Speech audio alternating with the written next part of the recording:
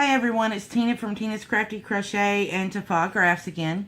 This graph looks a little used because I used this exact graph 4 different ways to show you how your stitch count or your stitch you suggested that you use affects the outcome of your graph.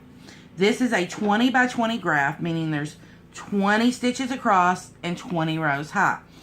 I write on mine, I print them and I write on them.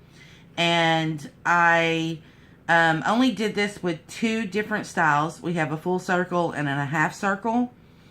And it is a yin yang. You can't really tell it from all the marking and stuff I wrote on it. But after I'd already made the pattern, I decided to do a border.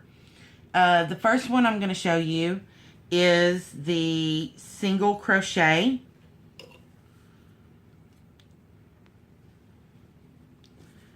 Now, this is what the single crochet looks like. For my gauge, it came out being almost 7 inches by 6 inches. And I used a light gray as the border, 2 contrasting blues for the yin yang. Now, to read this, to do single crochet, your odd number rows will be your front. Your even number rows will be your back. So I just threw all of my tails to the back and I will sew them in at a later date. To read row number 1, you start on your right and you count how many of that symbol you have, which is 5, and you do 5 in that color.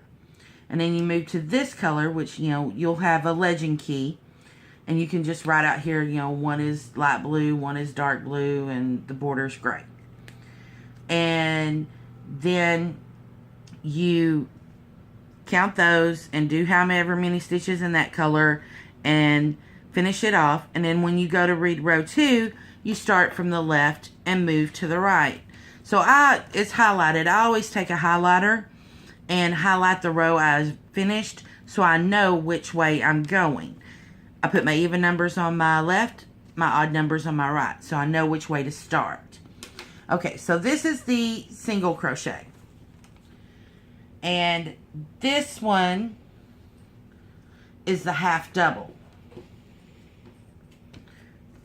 Now, if you needed your graph to come out a certain size, when I ask you what stitch are you planning on using, this is why I asked that.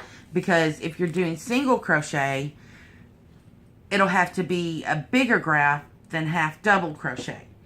Or if you're using Tenetian, let me turn them all the same way. See, the Tenetian is long, but it's more narrow. And then if you're doing knit, it needs to be even bigger or do 2 of each square. Because your stitch matters on the size of your graph. Corner to corner, you need even smaller, because in corner to corner, each square is 1 inch because you put 3 double crochets in that.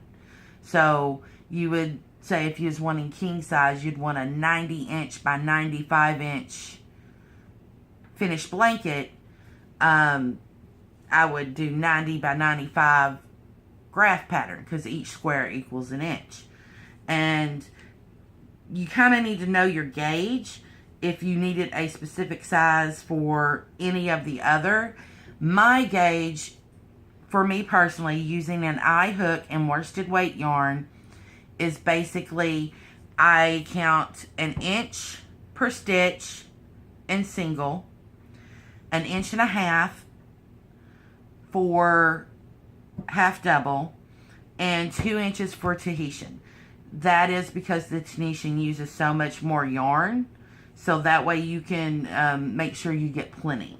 Now, for knit, I've not done a big graph knitted pattern yet. And usually I just use whatever I've got if I'm doing scrap work. So that is the size difference and why you need to know what stitch you're going to use. And if you have any questions, feel free to ask me. I'm here to help. So until next time, happy hooking.